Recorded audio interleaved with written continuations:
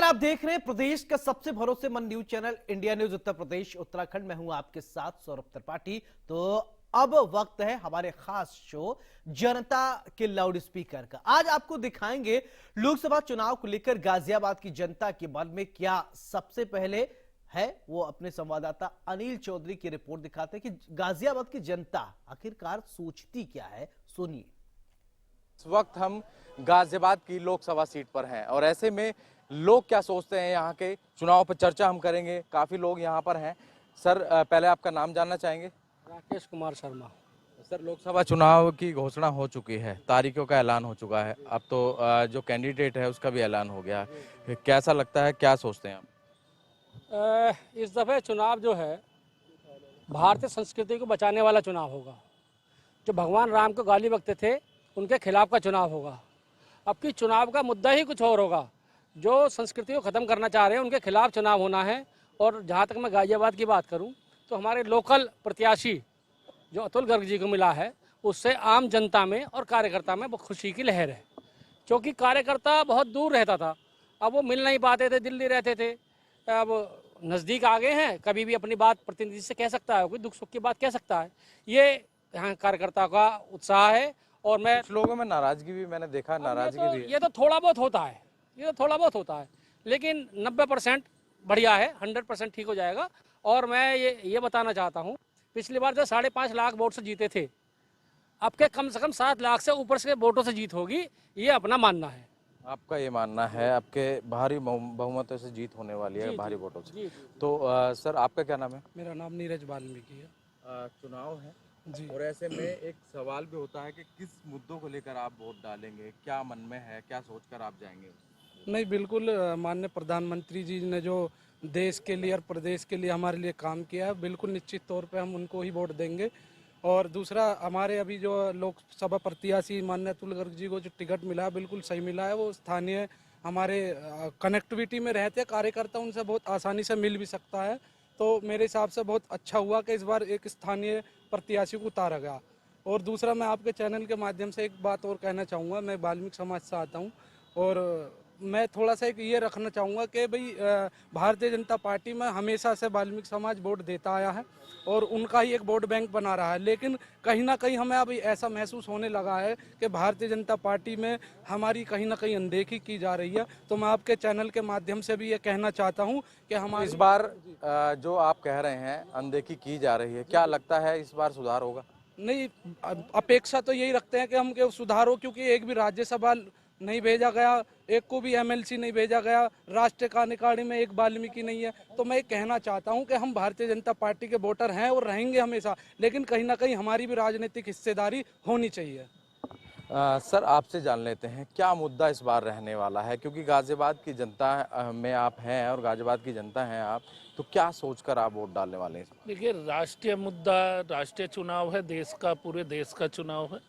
और राष्ट्र के विकास के नाम पर और सांस्कृतिक राष्ट्रवाद के नाम पर, मेरे से पूर्व वक्ताओं ने भी बताया, सांस्कृतिक राष्ट्रवाद जो मुद्दा है ये बहुत प्रभावशाली मुद्दा है। ये गाजियाबाद भी इससे अछूता नहीं है, गाजियाबाद का मतदाता भी इससे अछूता नहीं रहने वाला और बहुत ही अच्छी संख्या में वोट डालने वाला और वोट करने वाला और निश्चित रूप से बहुत अच्छे मार्जिन से ये सीट जीतने वाले हैं। हम कंफर्म कर रहे हैं आप? तो बिल्कुल, क्या कंफर्म है? हाँ। प्रधानमंत्री कौन होगा, क्या सोचते हैं? प्रधानमंत्री नरेंद्र मोदी जी होंगे। कंफर्म? बिल्कुल। बिल्कुल। मुद्दे क्या रहने वाले हैं आप? मुद्दे तो मोदी जी ने बहुत दिए है। किसानों को सम्मान निधि दिया है, व्यापारियों के भी वे हैं, गुंडागर्दी खत्म है योगी जी के राज में। यूपी में कौन सी योजनाएं सबसे अच्छी लगी आपको? योजना तो मोदी जी की जो लाते हैं सभी अच्छी लगती है। कौन आपने किसान योजना की बात की अभी। हाँ, किसानों की भी अच्छी योजना है। उन्हें 6,000 रुपये साल में शायद मिलते हैं। सर, आपसे भी जान लेते हैं क्या बदलाव आपने देखे, क्योंकि 2 बार से सांसद यहाँ वीके सिंह रहे और इस बार टिकट उनका, क्या सोचते हैं किस वजह से उनका टिकट का, थोड़ा इस ब्रीफली थोड़ा जानना चाहेंगे? मेरे ख्याल से आप थोड़ा सा शब्दों को थोड़ा सही करें। उनका टिकट कटा नहीं है। आपने देखा होगा, उन्होंने ट्विटर पे भी लिखा, सब जगह लिखा कि वो 10 साल इस शहर की सेवा, इस लोकसभा की सेवा करने के बाद अब वो चाह रहे हैं कि किसी नए को और मौका दिया जाए। क्योंकि पहले वो जनरल रहे, 2 बार अब सांसद रह लिए, केंद्रीय मंत्री रह लिए, इतना नाम किया देश में और विदेशों में जाके, उन्होंने खुद मौका दिया है बदलाव का।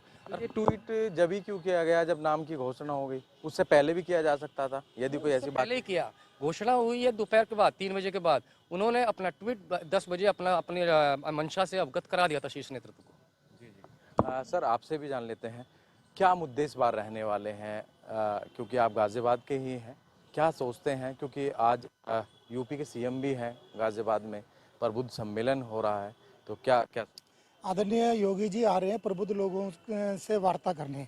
प्रबुद्ध लोगों के अंदर आप और हम जानते हैं कि इंजीनियर्स हैं, डॉक्टर्स हैं, एडवोकेट्स हैं, अध्यापक हैं, प्रोफेसर्स हैं, ऐसे लोग होते हैं जिनके पास, जैसे अधिवक्ता हैं, अधिवक्ता के पास रोज़ 200-300 लोग आते हैं। अधिवक्ता पढ़ा लिखा व्यक्ति होता है और वो केंद्र और प्रदेश सरकार की जो योजनाएं हैं, जो लोगों को लाभ दिया है, वो आम भाषा में पब्लिक तक पहुंचाते हैं। केंद्र का ये चुनाव है लोकसभा का। आदरणीय मोदी जी जो 2014 के अंदर जब प्रधानमंत्री बने तो देश में विदेशों की स्थिति इतनी कमज़ोर थी कि भारत को ये माना जाता था कि भारतवर्ष सांप और नेवला का खेल करने वाला देश है। आज आप देखते हैं कि हथियार हमारे देश में बन के निर्यात हो रहे हैं। आज देख रहे हैं कि चाइना हमें आंख दिखाने की हिम्मत नहीं कर सकता। आज देख रहे हैं कि इंफ्रा के अंदर कितनी तेज़ी से देश आगे बढ़ रहा है। रोजगारों को, नौजवानों को नौकरियां मिल रही हैं, लोग अपने पैरों पर खड़े हो रहे हैं, किसान खुशहाल है। महिलाओं का इतना मान सम्मान इज्जत मोदी जी और योगी जी करते हैं जिसकी आप कल्पना नहीं कर सकते। उत्तर प्रदेश के अंदर आपने देखा गुंडा राज खत्म हो, गुंडा प्रदेश छोड़ के चले गए या ऊपर चले गए। तो ये सारी चीज़ें जो आम जनमानस से जुड़ी हुई हैं और लोग एक जुनून से मोदी और योगी जी से प्यार करते हैं। भारतीय जनता पार्टी कार्यकर्ताओं की पार्टी है जो पन्ने तक जिस पे आपकी वोट है उस पन्ने का भी हमारे पास प्रमुख एक कार्यकर्ता है। तो एक कोऑर्डिनेशन से सरकार और संगठन से बीजेपी कार्यकर्ताओं की पार्टी है, आपने कहा आम जनता की पार्टी है, आपका कहना है। तो सर आप क्या सोचते हैं, क्योंकि आज सीएम भी हैं गाजियाबाद में और प्रबुद्ध लोगों से बातचीत करेंगे, तो क्या सोचते हैं, क्या खाका तैयार किया जाएगा? खाका देखिए 2014 में भी हमारी जीत हासिल हुई थी और 2019 में उससे भी बड़ी जीत हासिल हुई थी 5 लाख। ये 2014 में भी हमारी जीत हासिल हुई थी और 2019 में उससे भी बड़ी जीत हासिल हुई थी 5,67,000 से। और इससे अब की बार व्यापारी, किसान, युवा, महिला सभी एकजुट होकर 5,67,000 वोट से भी बड़ी जीत निश्चित हमारे माननीय सांसद जो अतुल गर्ग जी प्रत्याशी बनाए गए, इन्हें अब की बार। मुद्दा क्या रहने वाला है? मुद्दा तो देखिए जो भी है, बाकी तो कुछ छोड़े नहीं, चाहे रेप ट्रेन हो, एक्सप्रेस हो या जितनी भी रोड हो, सभी को विकास की राह जो है आसान करने वाली है बीजेपी की राह। तो आप क्या सोचते हैं सर, क्योंकि जिस तरीके से आपने देखा होगा, आप लंबे शुरू से आप यहीं रहने वाले हैं, तो क्या क्या बदलाव आपने देखा, कैसे चेंजेस हुए? बदलाव जब जाहिर है, बताने की जरूरत नहीं है। आप भी गाजियाबाद के बिलोंग करते हैं, क्या बदलाव नहीं हुआ? रैपिड गाजियाबाद में, मेट एक्सप्रेस गाजियाबाद में, आपका जो NH9 बना वो गाजियाबाद में, नया वो बन रहा है, रेलवे स्टेशन बन रहा है वो गाजियाबाद में है, राष्ट्रवाद है, विकास है, क्या क्या गाजियाबाद में नहीं है? क्या क्या गिना है गाजियाबाद में? क्या क्या गिना, क्या नया तोहफा क्रिकेट स्टेडियम आ गया गाजियाबाद में। विपक्ष तो कह रहा है कि हम 400 पार रहेंगे, क्या मानते हैं? विपक्ष नहीं, हम कह रहे हैं। नहीं, विपक्ष भी कह रहा है, वो अपनी तरफ से कह रहा है, गठबंधन पूरा वो कह रहा है 400 पार रहेगा। 400 भाजपा ही 400 पर रहेगी, वो गठबंधन तो 410 415 के आसपास आएगा, भाजपा ही 400 प्लस रहेगी। सर आपका क्या नाम है सर? मेरा नाम संदीप त्यागी है। सर राम मंदिर का जो मुद्दा है उसको लेकर मैं बात करूंगा, क्या लगता है इस बार क्या इफेक्ट डालने वाला है राम मंदिर? राम मंदिर हमारे देश के लिए सबसे बड़ी उपलब्धि है। रामलला 700-800 साल जो मुगलों ने राज किया यहाँ, और तब से बाबरी मस्जिद जो एक यहाँ एक खंडर था उसको तोड़ के दोबारा से राम मंदिर बनाया गया है और रामलला यहाँ पे विराजमान हुए हैं। और विकास का मुद्दा ये है कि हमारे यहाँ अटल पेंशन योजना, उज्ज्वला योजना, आयुष्मान योजना, इतनी बहुत सारी योजनाएं यहाँ पे प्रधानमंत्री जी द्वारा लाई। तमाम ऐसी योजना है जो आम जनता को बेहद पसंद आई और लोगों को लाभकारी भी रही लोगों के लिए। सर आपका नाम क्या है? अनिल कुमार जिंदल।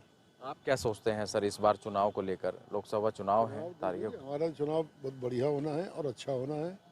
और मोदी जी ने हमारे देश को क्या नहीं दिया है। पहले हम टैंक बाहर से मंगाते थे, आज वापस भेज रहे हैं।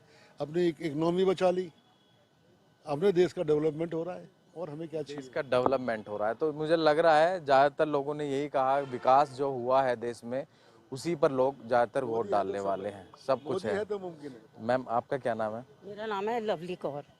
मैम चुनाव है और ऐसे में किन मुद्दों को लेकर इस बार वोट डालने वाली हैं? क्योंकि पहले तो 2 बार से वीके सिंह रहे हैं और इस बार अतुल गर्ग जी हैं। क्या लगता है? सरकार को लेके कोई मुद्दे पे विषय है ही नहीं। 400 पार भारतीय जनता पार्टी जाएगी। मोदी जी ने इतने काम किए हैं, योगी जी ने इतने काम किए हैं, महिला अपने आप को सुरक्षित मान रही है इस पार्टी में। और आज से पहले हम लोग घर से निकलते टाइम डरते थे और लूट मार इतनी होती थी। आज हम कुछ भी पहन के जाएं, कुछ भी आएं, देर से आएं, कोई दिक्कत नहीं, हम सुरक्षित। महिलाएं सुरक्षा अपनी मान रही हैं, पहले से सुरक्षा बेहतर हुई है। मैम, आप किस नज़रिए से देखती हैं? क्योंकि वोट आप डालेंगे और अपने कैंडिडेट को चुनते हैं, सभी अपने मत का उपयोग करेंगे। किन मुद्दों को लेकर इस बार वोट डालेंगे? मुद्दे तो जो भी मुद्दे हैं सब बहुत ही अच्छे उठाए हैं मोदी जी ने। जो आज तक किसी भी सरकार ने नहीं किया वो मोदी जी ने कर दिखाया। जो नामुमकिन था उसको भी मुमकिन किया है। लेडीजें कभी घर से निकल ही नहीं पाती थीं, घरों में उनको इतना प्रताड़ित किया जाता था, लेकिन मोदी जी ने इतनी हिम्मत दी है कि आज वो कंधे से कंधा मिला के चलने के लिए तैयार है। किसी भी फील्ड में देखिए आप, जहाँ भी देखेंगे आप, 75% लेडीजें कार्य कर रही हैं और सक्षम हैं। मैम, आपसे मैं राम मंदिर को लेकर बात करूंगा। क्या इफेक्ट डालने वाला है राम मंदिर का मुद्दा जो है? ये जो है राम मंदिर का मुद्दा है, ये सबसे पहले ही जो अब की वोट इलेक्शन में बात हुई है वो सबसे ज़्यादा राम मंदिर को लेके ही लोगों का इफेक्ट पड़ा है कि मोदी जी ने राम मंदिर बनाया है। तो आने वाले टाइम में मथुरा और वृंदावन के लिए भी वो पूरे तत्पर रहेंगे।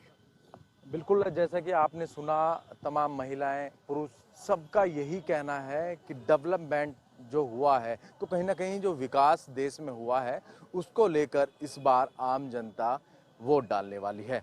पर जब वोटिंग होगी और उसके बाद में किसके सिर पर ताज होगा, वो आने वाला वक्त ही बताएगा। गाजियाबाद से अनिल चौधरी, इंडिया न्यूज। इस वक्त हम तो गाजियाबाद के लोगों को सुना आपने, अब आपको कानपुर लेकर चलते हैं। वहां की जनता क्या सोचती है, चलिए आपको सुनवाते हैं। अक्सर जब भी चुनाव आते हैं तो चाय की दुकान जो होती हैं हमेशा वो चर्चा का केंद्र होती हैं। चुनावी चौपाल एक तरीके जो चाय की दुकान पे होती है। आज हम लोग उसी एक ऐसी चाय की दुकान पर हैं जहां पर लोग चाय पी रहे हैं, मसाला खा रहे हैं, कोल्ड ड्रिंक पी रहे हैं। हम लोग के इनसे बात करेंगे और जानेंगे। कानपुर की लोकसभा की बात की जाए तो तीनों जो समाजवादी पार्टी की गठबंधन की बात की जाए कांग्रेस से, तो उन्होंने प्रत्याशी घोषित कर दिया, बीजेपी ने भी अपने प्रत्याशी घोषित कर दिया है और बसपा ने भी अपने लोकसभा प्रत्याशी घोषित कर दिया है।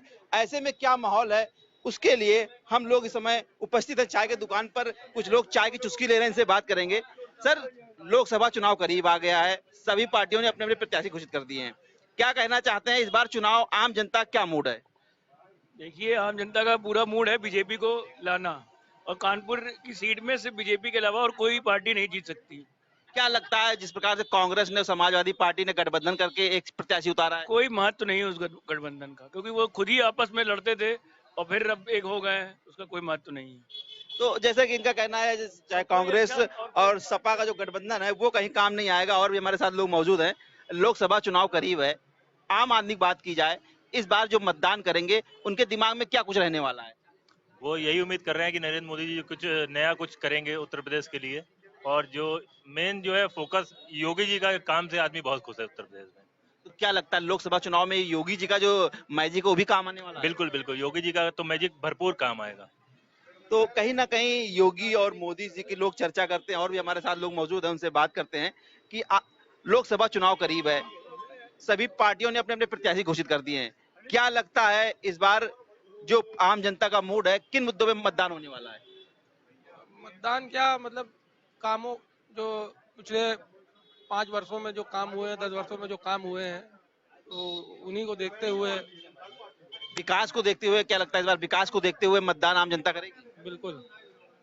तो कहीं ना कहीं विकास की बात की जाए या योगी और मोदी का मैजिक की बात की जाए, साथ ही साथ कांग्रेस ने और समाजवादी पार्टी ने गठबंधन भी कर लिए हैं। तो कहीं जब कानपुर की बात की जाए तो कांग्रेस और समाजवादी गठबंधन के आलोक मिश्रा प्रत्याशी बनाए गए हैं। वहीं भारतीय जनता पार्टी की बात की जाए तो पत्रकारिता जगत से जुड़े हुए रमेश अवस्थी को प्रत्याशी बनाया गया और बसपा ने कुलदीप भदौरिया को प्रत्याशी बनाया। हमारे साथ अब आपको सीधे उत्तराखंड लेकर चलते हैं, वहां की जनता क्या सोच रही है। ब्यूरो चीफ प्रवीण कुमार की रिपोर्ट देखिए।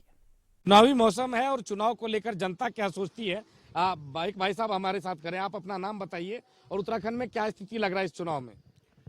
मेरा नाम विशालमणि गैरोला, उत्तराखंड में जो इस समय जो लहर जो है मोदी जी की चल रही है, और मेरे अनुमान से तो 500 सीटें जो है भारतीय जनता पार्टी उत्तराखंड में ले जाएगी।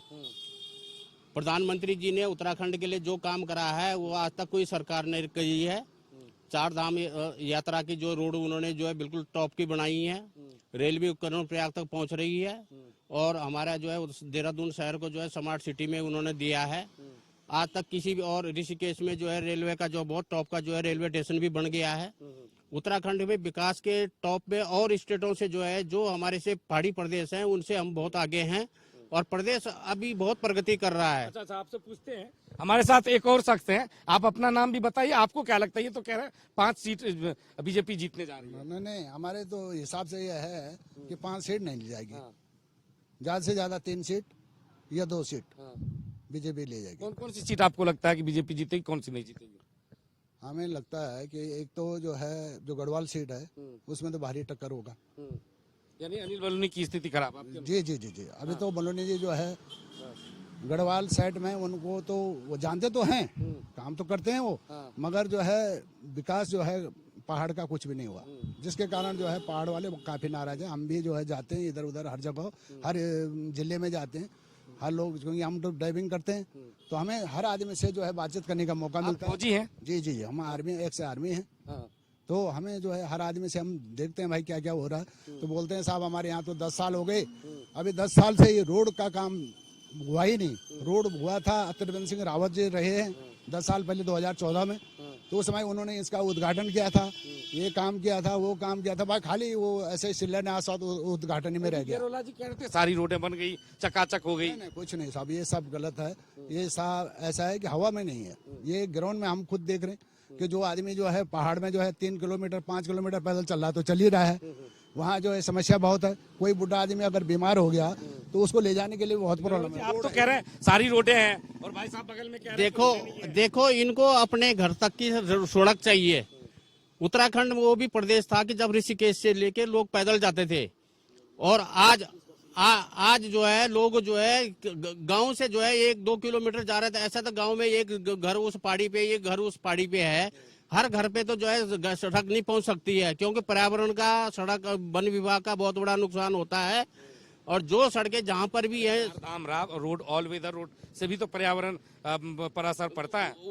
असर पड़ा है, पर जनहित के लिए जो काम होने चाहिए वो हो रहे हैं, उसमें कोई वो नहीं है। अगर तो कुछ अगर चीज पाने के लिए हमें थोड़ा बहुत अपना नुकसान तो उठाना ही पड़ेगा। गेरोला जी आप कहाँ से हो?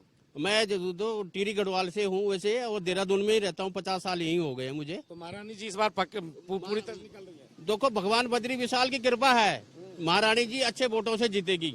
अच्छा, 5 काम तो बता दीजिए जो जिसके बदौलत जीतेगी। देखो जो आप देहरादून में बोल रहे हैं, जल जीवन मिशन में गांव-गांव में पानी की टंकी, घर घर में पानी का कनेक्शन गवर्नमेंट ने दिया है। कोई घर ऐसा शौचालय के लिए उन्होंने पानी आ रहा है, और हर गांव में जो है बिजली का, जिन गरीब लोगों के घर में गैस नहीं थी, बिजली कनेक्शन नहीं थे, वो सरकार ने फ्री दिए हैं, और मोदी जी राशन भी दे रहे हैं। और दूसरी बात ये है, गांव को राशन मिल रहा है? हाँ, बिल्कुल मिल रहा है। अच्छा। हाँ, नहीं बिल्कुल सभी ऐसा है, सबको मिल रहा है। ये मुझे मिल रहा नहीं मिल रहा, सबको मिल रहा है। और जो है जल जीवन मिशन में पूरा काम हो रहा है, और जो पहाड़ में अंदर जितनी भी योजनाएं सरकार ने चलाई, जिन गरीबों पर गैस का कनेक्शन नहीं थे उनको गैस के कनेक्शन भी दिए हैं।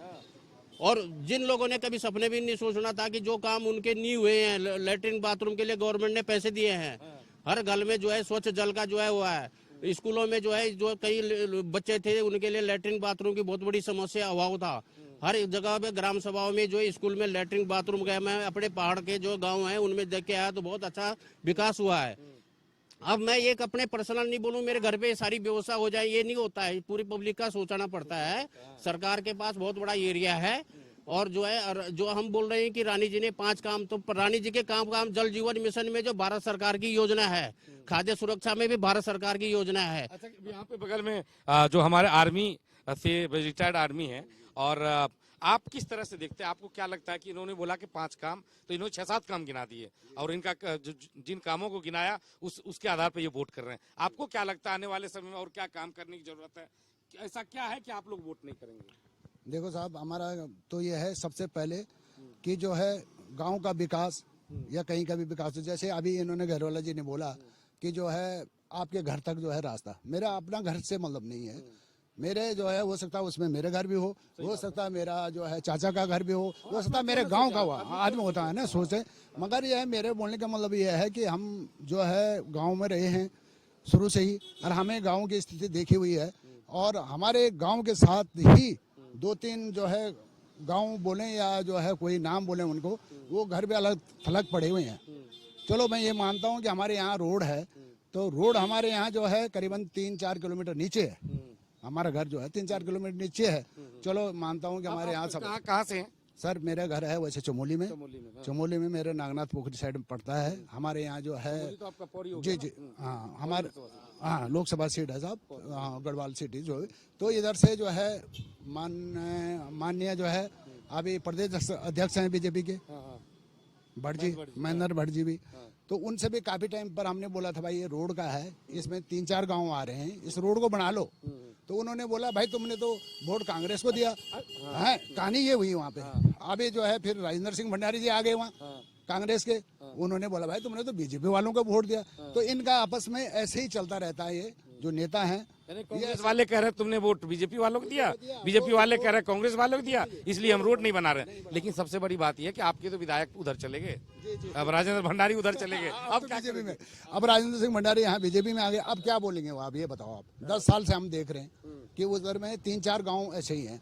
ऐसे मैंने अपने इधर की बात की है, फिर मैंने और जगह भी अपने इलाके में कई जगह देखे, तो वहाँ जो है तकरीबन काम तो किया ही इन्होंने, मगर मेन समस्या वहाँ पर हमने इसमें देखी कि उसमें। वैसे हम ये नहीं बोले कि भाई अब सेंटर में मोदी जी हैं, मोदी जी ने काम किया है नहीं, मगर राज्य में नहीं हो रहा है ये काम, उसमें नहीं हो रहा, अमल नहीं हो रहा है उस काम पे जो काम होना चाहिए। सबसे पहले तो साहब सड़क से, सड़क से ही आपका रोजगार है, यातायात का सुविधा है, आपको सब पता है। उससे जो है कोई अगर बूढ़ा आदमी या कोई राशन मिल रहा है, आपको भी राशन मिलता है क्या? राशन जो है साहब आर्मी वालों को तो नहीं देते ही है, मगर मैंने ये देखा राशन मिलता है 2 किलो एक आदमी पे। अगर एक परिवार में 3 आदमी हैं तो क्या 6 किलो राशन में उसका पूरा गुजर होगा? तो मैं ये बोल रहा हूँ कि अगर राशन देते हैं तो 15 दिन के लिए तो कम से कम परिवार में चले वो।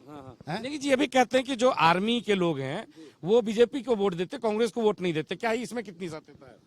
अब इसमें सर जो है देते तो बोलते तो लोग हैं, अब जैसे आर्मी का ही है। अब आप देख रहे हैं कि दिल्ली में जो है जंतर मंतर में 1 साल से ऊपर जो है धरना प्रदर्शन चल रहा है, वहाँ पे वो अपनी जायज मांग कर रहे हैं। उसमें जो है वहाँ पर सेंटर पे कोई काम नहीं कर रहा है, हर आदमी जो है मतलब ऐसा है कि न सुनी जैसे काम कर रहा है वहाँ पे कि जो। और इसी के साथ इस खास कार्यक्रम में मेरे साथ फिलहाल इतने।